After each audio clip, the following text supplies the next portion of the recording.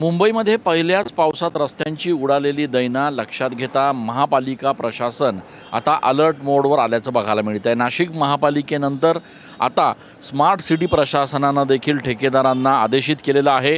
1 जूनपर्यंत आता शहरातल्या सगळ्या खड्ड्यांना बुजवण्याचे आदेश ठेकेदारांना देण्यात आलेले आहेत। याशिवाय मागच्या आठवड्यात झालेल्या पावसाळा पूर्व नियोजन बैठकीमध्ये ठेकेदारांना सूचित करण्यात आलेलं होतं की 15 मेपर्यंत शहरात जे कामं आहेत ते पूर्ण करावेत। मात्र 15 मेनंतर शहरात कुठल्याही नव्या पद्धतीचं खोदकाम अथवा रस्त्याचं काम करू नये। मात्र असं जरी असलं तरी अनेक भागांमध्ये अशा पद्धतीचे कामं आज देखील सुरू असल्याचं बघायला मिळत आहे। स्मार्ट सिटी प्रशासनाच्या वतीनं ठेकेदारांना जरी आदेशित करण्यात येत असलं तरी ठेकेदारांकडनं मात्र आता हे कामं 1 जूनपर्यंत पूर्ण होणार का हे बघणं अत्यंत महत्त्वाचं ठरणार आहे। गेल्या वर्षी देखील अशाच पद्धतीनं नियमांना डावलून शहरात खोदकामं सुरू होते आणि परिणामी पावसामध्ये अनेक ठिकाणी अपघात झाल्याच्या घटना घडल्या होत्या।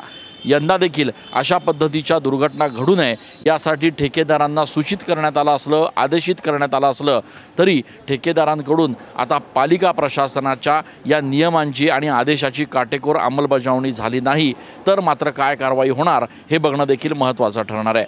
कॅमेरा पर्सन आकाश येवलेसह मी चंदन पूजा अधिकारी, TV9 मराठी।